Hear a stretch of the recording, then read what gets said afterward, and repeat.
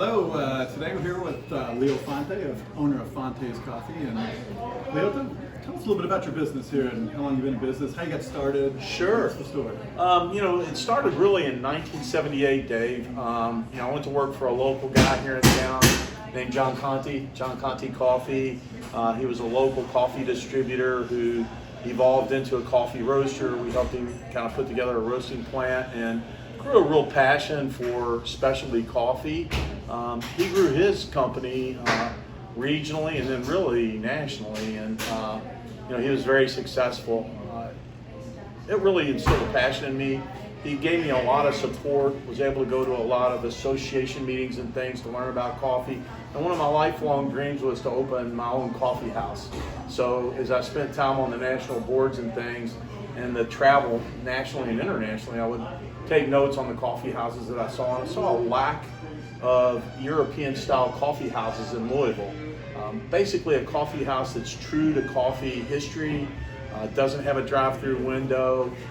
Typically coffee served in a mug, ceramic preheated mug with a doily and a little Swedish butter cookie. So it's a true European style coffee house, and we decided we'd open this place, and July 27, 2017 we opened.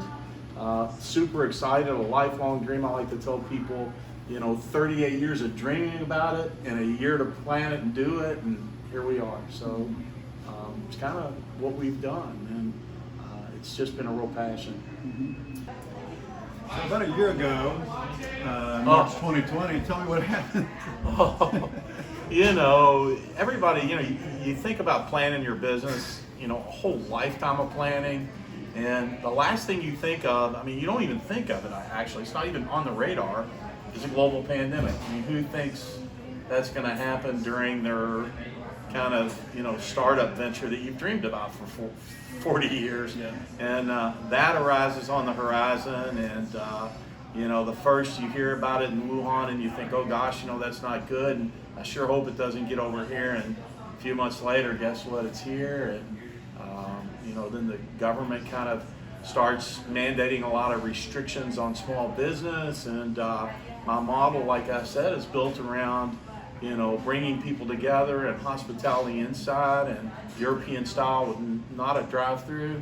And so not only did it impact us, it really crushed us, because they told us we were going to have to close our indoor dining, and our whole business model was built around that. So it was devastating to us. Yeah. So when things kind of went bad, who did you reach out for?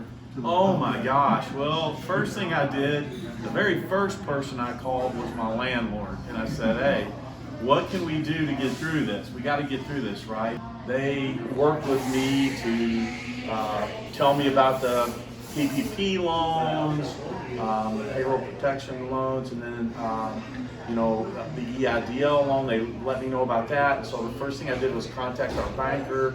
And then I reached out and actually called you, because I thought, gosh, I need to understand this. And I knew that you would, have your finger on the pulse of all of that. And then you kind of explained to me, the impact and how it works and what was available. And, we went through the application process and were blessed enough to get the money. And our business would not be here today if it wasn't for that. Literally, it saved our business, and the people that work for me are all very thankful and grateful. I know I mentioned it to you the last time you were in here, and Dave does frequent the place often. He's a big coffee fan. So I know I mentioned to you as you were leaving that we really and truly appreciate it. And if it wasn't for that partnership, we wouldn't be here.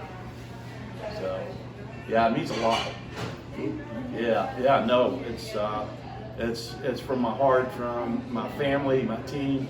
We're now employing probably 25 people. So we've actually added people during the pandemic to help us with our growing sales on our wholesale side, the roasting side. It's been very successful and continuing to grow, and we're super excited about it. We got another coffee house we added this week down in Brandenburg, Kentucky. So we're putting them on, and taking names and putting the coffee out there for them.